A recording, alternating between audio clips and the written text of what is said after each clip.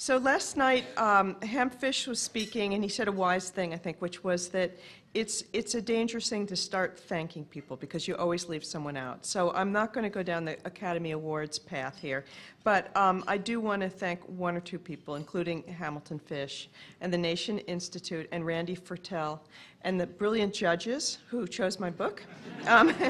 And the New Yorker magazine, which has allowed me to do this work. And I have to say, at a time when the independent press is threatened by economic collapse, there's absolutely no better place on earth to work. And if my work has been careful and painstaking, part of the reason is because we have an amazing, just a brigade of fact checkers. So it's not just because I can do this naturally.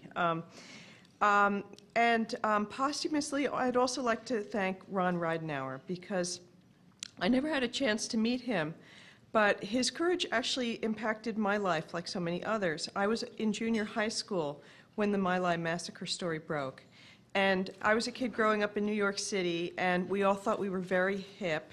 And I remember my friend had a huge poster in her room of the famous photograph of the bodies that were in the ditches. And over the photograph were inscribed the words from Mike Wallace's interview with Lieutenant William Cowley. And the words were, "And babies?" And the answer was, "And babies." And at that time, I had no idea that I would become a journalist. But I think that it was, for me, very important to see that just by getting the truth out, the society could somehow redeem itself. We had to know these things no matter how dark they were, and that is partly the power of our society, that we can get to the truth and change. So, very early on, I got to see this even with his work. There's also a kind of poetic symmetry, I think, to this, in that Ridenhour tried to show that My Lai wasn't just an aberrant act of a single individual who'd gone berserk on his own. And one of the main reasons that I actually wanted to turn these stories in the New Yorker into the book that became The Dark Side was to show that, contrary to what Donald Rumsfeld said, his characterization of Abu Ghraib, of course, was that it was just a few rotten apples at the bottom of the barrel. This was not just an aberration. Abuse and torture were the systematic, deliberate, and official policy of the Bush administration, in violation not just of multiple laws, but of the core values of our country.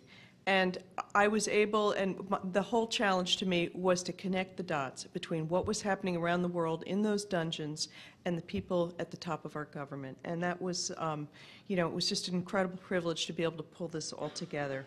I also want to say that this prize is unusual among journalism prizes because it honors not just the journalists, but their sources.